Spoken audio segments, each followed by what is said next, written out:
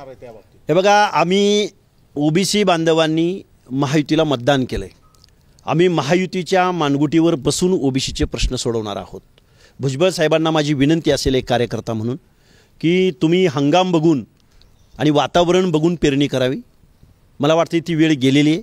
हीच वेळ जर लोकसभेच्या अगोदर अशा पद्धतीचं जर आपण टायमिंग साधला असतं तर निश्चित या महाराष्ट्रामध्ये एक दूध का दूध और पाणी का पाणी असं महाराष्ट्रातलं राजकारण झालं असतं। या दोघांना मंत्रिपद तसे मुंडे बंधू वगैरे सुद्धा कमी दर्जाच्या खात्याची मंत्रिपद। हे बघा, मंत्रिपद मिळणं आवश्यक आहे, मिळालंय मंत्रिपद आणि कुठलंही मंत्रिपद त्याच्यातून जनतेची सेवा करता येते। त्यामुळे कमी दर्जाचं आणि कुठलं कमी दर्जाचं असलं तर त्यांच्या नावात दम एवढा आहे की ते आणतील बजेट आणखीन जास्त।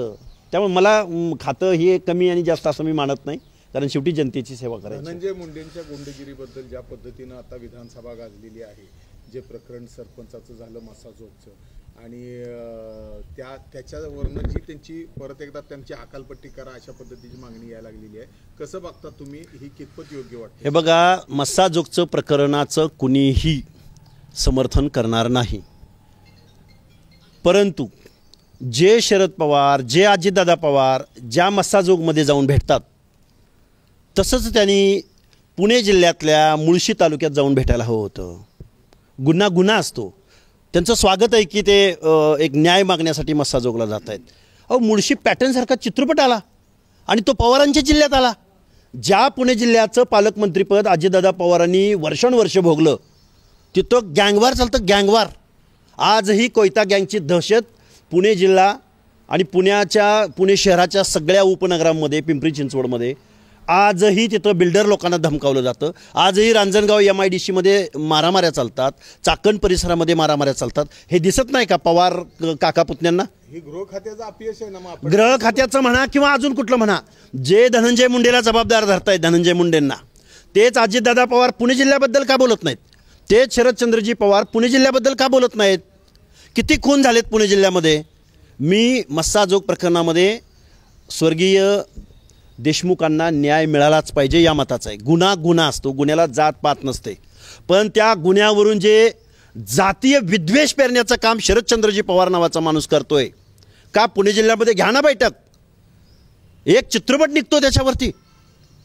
एवढं दहशतीचं वातावरण पुण्यात, ते दिसत नाही पवारांना। ज्या पद्धतीचं आता वाल्मिक कराड आणि धनंजय मुंडे यांचं सगळं हे समोर यायला लागलेले, एकत्रित असलेलं। हे बघा, धनंजय मुंडेच कसे दिसतात सगळ्या लोकांना, तेच वाल्मिकांना कराड, शरदचंद्रजी पवारांबरोबर पण फोटो आहेत त्यांचे, तेच वाल्मिकांना कराड, ज्या वाल्मिकांना कराडांवरती जयंत पाटील भाषण करतात, तेच वाल्मिकांना कराड, ज्या वाल्मिकांना कराडांची ताकद राष्ट्रवादीला मिळत होती, राष्ट्रवादीचा पक्ष वाढत होता, अनेक निवडणुका जिंकत होते, त्यावेळी वाल्मिकांना कराड दिसत नव्हते का यांना?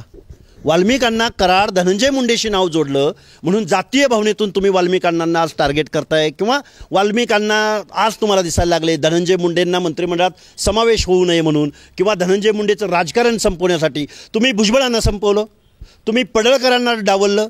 तुम्हाला धनंजय मुंडे तेवढे ढसत आहेत का? धनंजय मुंडेंना बाहेर काढायचा तुमचा प्लॅन आहे का? वाल्मिकांना कराड धनंजय मुंडे बरोबर दिसतात, पण ह्या लोकांबरोबर नव्हते का? या प्रश्नाचं उत्तर महाराष्ट्राला दिलं पाहिजे। त्यावेळेला असे खून केले नव्हते, असे खंडणी कुणी सांगितलं? ह्यांचे आरोप कधीपासूनचे आहेत? आमच्या माळशिरसच्या आमदारांनी किती खुनांचा गुन्हा केलाय, त्यांच्यावर आरोप केलाय? 28 म्हणावं, निवडून आलाय, माळशिरसमधल्या लोकांचं काम करा म्हणावं, कशाला एवढ्या लांब जात आहे? इथं लोकांच्या 7 बारे लोकांना नोटिसा निघालेल्या आहेत, लोकांच्या मानगुटीवर बँका बसलेल्या आहेत, कशाला तिकडे जाऊन उगच आबाळा हे करताय म्हणावं, आबाळाचा मुका घेताय? इथलं तुम्ही निवडून दिलंय जनतेनं, कधी नव्हे ते आपला पाळणा हल्लाय, तुम्ही जरा इथलं तालुक्यातले प्रश्न सोडवा म्हणावं। रत्नागिरी 24 न्यूज चॅनलला आताच सबस्क्राइब करा आणि शेअर करायला विसरू नका।